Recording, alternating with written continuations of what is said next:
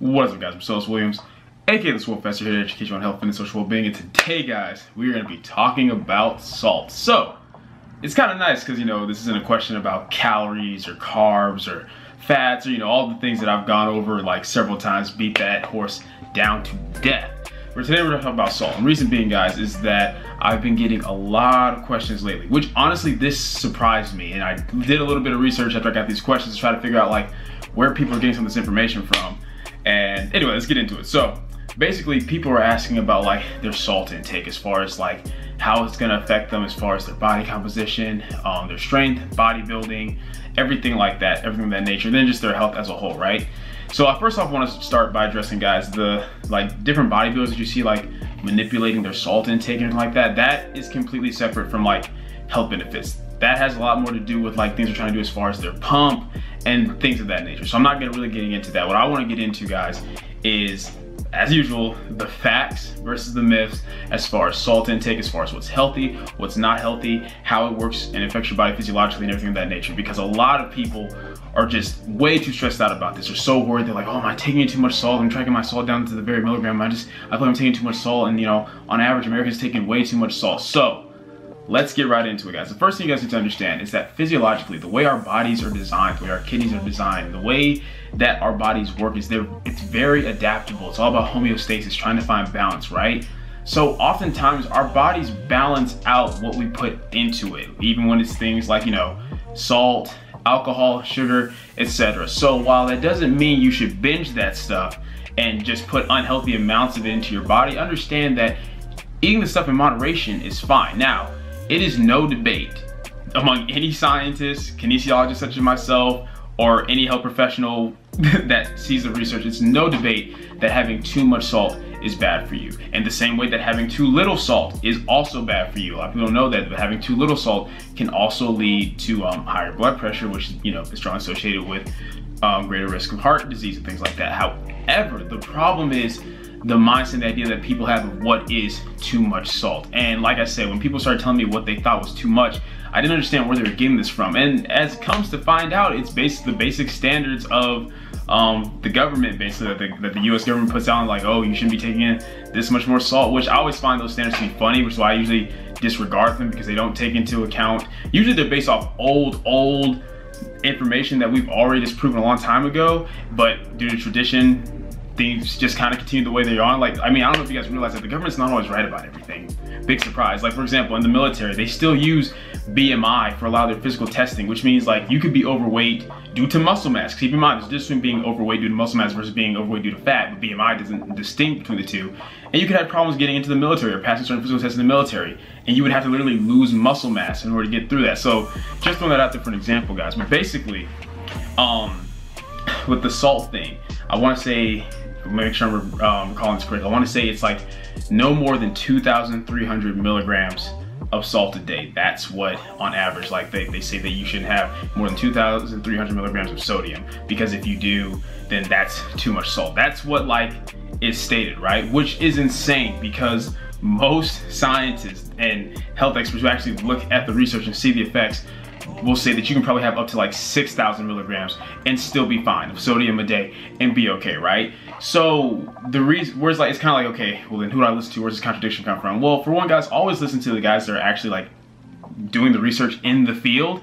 Like, I'm sorry, any politician or government official can say anything about whatever health thing. That's where all this crazy stuff comes in, like, oh, sugar causes obesity, gluten is the health problem now, and salt, it's always something new, right? Instead of just accepting the fact that simple things like calories in versus calories out, lifestyle choices, things like that, and understanding where a lot of these tests came from. So a lot of this whole like, oh, salt can lead to high blood pressure and that can lead to you know, heart disease, despite the fact that there's been several recent tests that show that there is not this huge strong correlation that they once thought. This all started, guys, back in like the 1900s, and I will make sure I find the link that goes over this, and I'll make sure I find the link down below. I'll remember to do that. But basically, I want to say it's like in the 1900s. Don't quote me on that, but like in the 1900s, basically back in France, and this is one of the things that I learned about while getting my degree in kinesiology.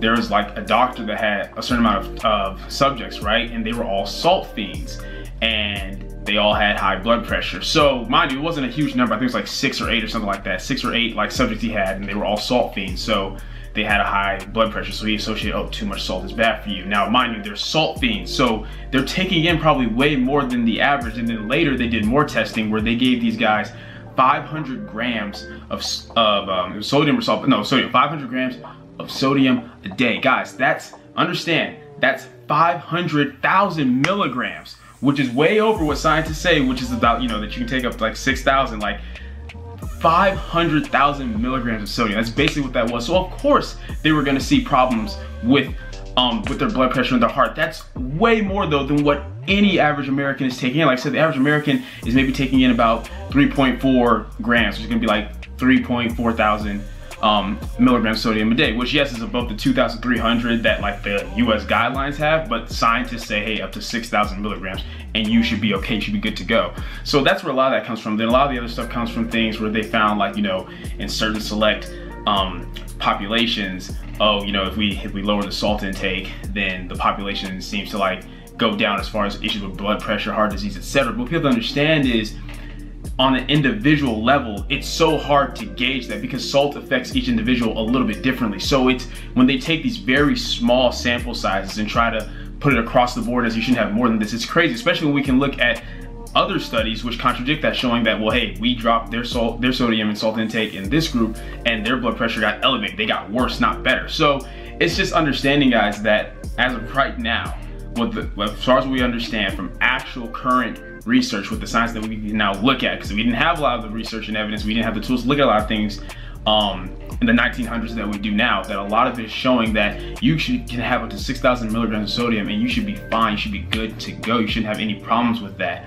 But people are still doing things based off these old tests, these old studies, which quite frankly weren't even studies. It was more like conjecture. It was more like, hey, these 6 people so happen to like be taking in like salt and they have high blood pressure. It's more like just random correlations. It's like I could do the same thing, but like, hey, these 6 people have red hair and they have high blood pressure, so there must be like some connection between red hair and high blood pressure, right? And then, even looking at more specific groups, like people over like the age of 50 or like African Americans shouldn't be taking more than like 1,500 milligrams a day. And it's just these insane numbers that when we actually look at the research and the test, we don't see this correlation, this connection that's there. It's just pure conjecture. It doesn't make any sense.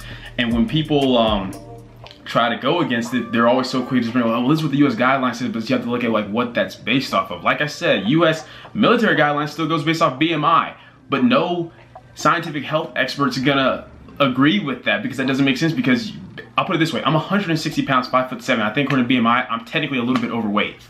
Like, that doesn't make sense, right? It's insane, but that's how that works, guys. And I want to just bring this up to say that unless you were just taking in excessive amounts of salt, like I said, if you're taking in 500 grams a day, which is what they had forced them to do in that study, that's 500,000 milligrams. It's way over the 6,000, so of course you're gonna have health issues. But it's understanding that having too little salt is just as bad for you as having too much salt, and that getting to this point where you're so anal, where you're tracking every gram of salt you have, when most of you probably aren't even coming near the 6,000 milligrams, it's just not necessary. You're stressing out over nothing when all the evidence and research shows that this correlation connection that we thought was there isn't there. And we've known it's not been there for a while, but once again, those US guidelines have not changed very much, if at all. So people still go based off of that. But it's just understanding, guys, like that the only way we could really test it is if we just like, the nation as a whole was like forced to like, or maybe not so much the nation, but a bigger sample size than like 6 individuals or 1 lab studies, where like they take a certain amount of individuals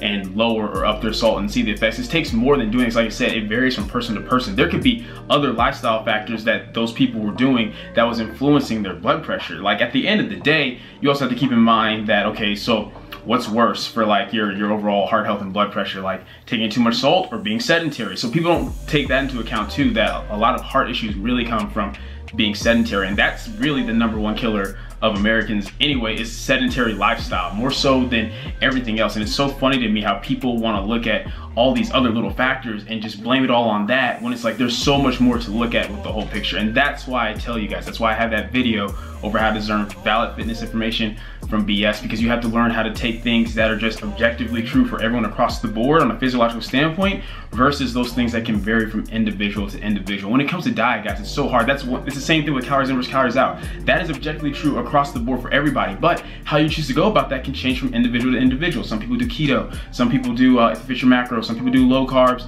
and high fat, some people do high fats and low carbs, and even though, but they all work. Why? Because as long as you're in a deficit, it works. It's the same thing, guys. Understanding that yes, having too much salt is bad for you, having too little salt is bad for you, but how much that is, you have to actually look at the actual research and evidence on it, guys. Like it's really, like I guarantee you, just Google salt myth, salt is bad for you, or Google something like how much salt is good or bad. And no, like I said, don't look at the US guidelines, go look at actual studies. That's what I'm really trying to do with this channel, guys. It's like, don't just take everything I say at face value, right? I don't want you to do, I hate when people do that with any YouTubers, including myself. Like me, even if I watch a YouTuber who I enjoy because I enjoy their formative content, if it's the first time I've ever heard a topic and I hear from them, before I even watch that video, I will go and look at the actual research and evidence on the topic and then watch the video and compare it.